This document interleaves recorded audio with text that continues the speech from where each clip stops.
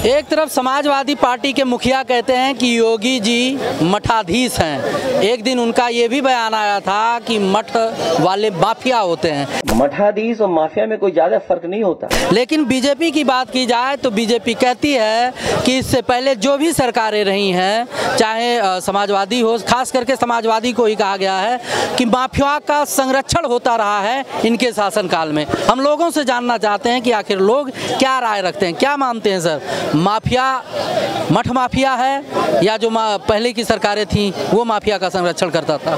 योगी जी ने अगर मठ बनाए हैं तो उससे लाखों करोड़ों हिंदू, मुस्लिम, सिख, ईसाई सबको वहाँ से फायदा हो रहा है और उस मठ में जाकर के देश की जनता उसमें मत्था टेकते हैं, अपना संरक्षण लेते हैं। लेकिन जो अखिलेश यादव जी कहते हैं जो मठ, वो तो मत्था हमेशा टेकते थे माफियाओं के आगे, बलात्कारियों के आगे, समाज को तोड़ने वाले के आगे मत्था टेकते थे। और मत्था टेकते टेकते आज जो मत्था खुद टेकने वाला है, घुटने टेकने वाला है, वो योगी को मत्था टेकने पर मजबूर करा है। ये देश की जनता ने देखी है 2017 से, जो इसीलिए तो बार बार योगी जी चुन के आ रहे हैं, क्योंकि उनके राज्य में सबका साथ, सबका विकास के साथ वो चलते हैं। वो यूपी को कहाँ था और कहाँ लेके जा रहे हैं, इस देश के यूपी की 22 करोड़ जनता ने देखी है। और अखिलेश यादव की ये जो घिनौनी हरकत है, ये जो घिनौनी हथकंडे हैं, इस सबको अब देश की जनता ने और यूपी के 22 करोड़ जनता ने नकार चुका है कि वो कितना समाज को तोड़ने वाले,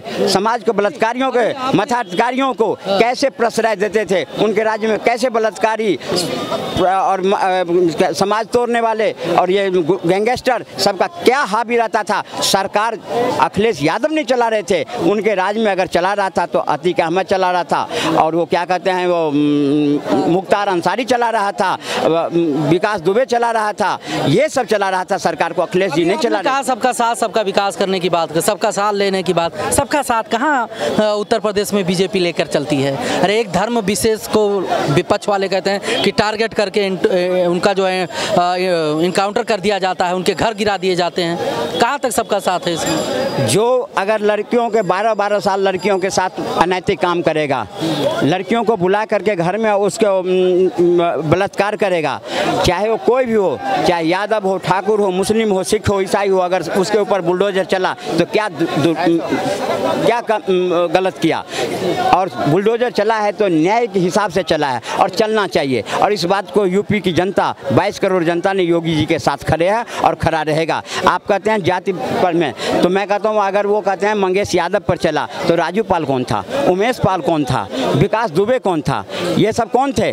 सब ब्राह्मण ही थे ना, और भी जाति थे ना, यादव तो नहीं था। अगर अतीक अहमद पर चला, अतीक खान पर चला, कोई मोइन खान पर चला है तो विकास दुबे पर चल रहा है। अब इस सब बातों को देने से कोई फायदा? यही अखिलेश यादव हैं जो कहते थे कि वो कौन था, नायब सिंह यादव, जो डीएनए टेस्ट कराओ, और जब डीएनए टेस्ट होके आ गए यार, सैंपल मिल गया तो चुप्पी साध लिया उन्होंने, उस पर बोलने से मना कर दिए। वो क्या बोले हैं, क्या बोलते हैं, वो यूपी की जनता समझ रही है। जो इस बार थोड़ी सी गलती हुई उसकी भरपाई अभी उपचुनाव होने वाला है, 14 सीटों पर दूध के दूध, पानी के पानी हो जाएगा।